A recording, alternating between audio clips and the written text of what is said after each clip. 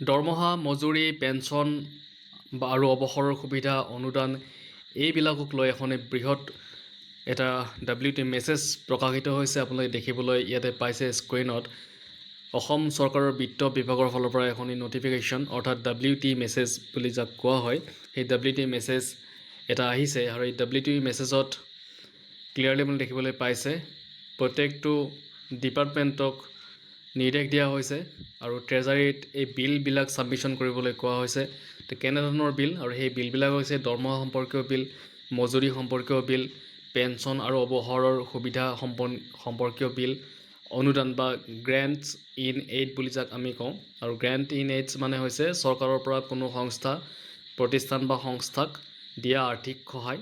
আৰু সেই সহায় সাধাৰণতে বিদ্যালয় বা কলেজত হ'ব পাৰে, NGO হ'ব পাৰে, স্থানীয় সংস্থা হ'ব পাৰে বা বিভিন্ন উন্নয়নমূলক কামৰ বাবে যি অনুদান দিয়া হয় সেইখিনিক গ্ৰেণ্ট ইন এইডছ বুলি কোৱা হয়।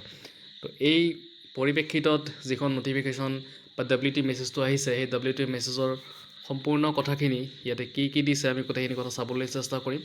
ভিডিঅ'টো সম্পূৰ্ণকৈ চাব, স্কিপ নকৰিব, তেতিয়াহ'লে বুজিবলৈ সক্ষম হ'ব। আৰু যদি প্ৰথমবাৰৰ বাবে চেনেল ভিজিট কৰি চেনেল ছাবস্ক্ৰাইব কৰি ৰাখিব এনেকুৱা ধৰণৰ খবৰবিলাক আগলৈকে পাই থাকিবৰ কাৰণে। এতিয়া আহক আমি ইয়াৰে যিখিনি কথা লিখিছে গোটেইখিনি কথাৰ মিনিংখিনি চাবলৈ চেষ্টা কৰিছোঁ। আজি হৈছে 17/3/2026, 17 তাৰিখত এই WT মেছেজটো আহিছে। আজি ভিডিঅ'টো প্ৰস্তুত কৰা হৈছে আৰু এই ভিডিঅ'টো অহাকালি 18 তাৰিখে আপলোড কৰা হ'ব।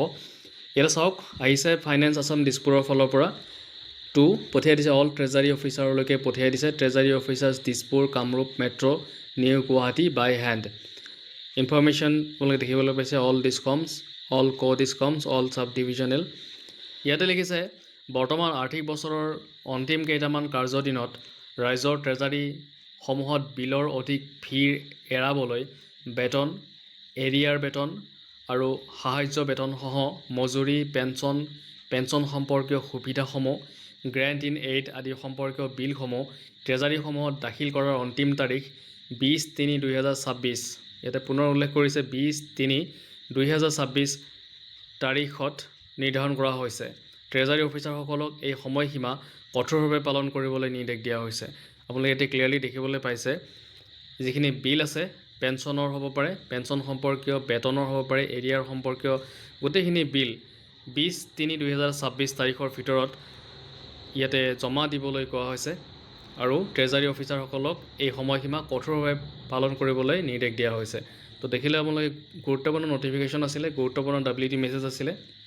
গোটেইখিনি কথা আমি চালোঁ। যদি ভিডিঅ'টো ভাল লাগিছে লাইক, শ্বেয়াৰ আৰু এটা ছাবস্ক্ৰাইব কৰি দিব।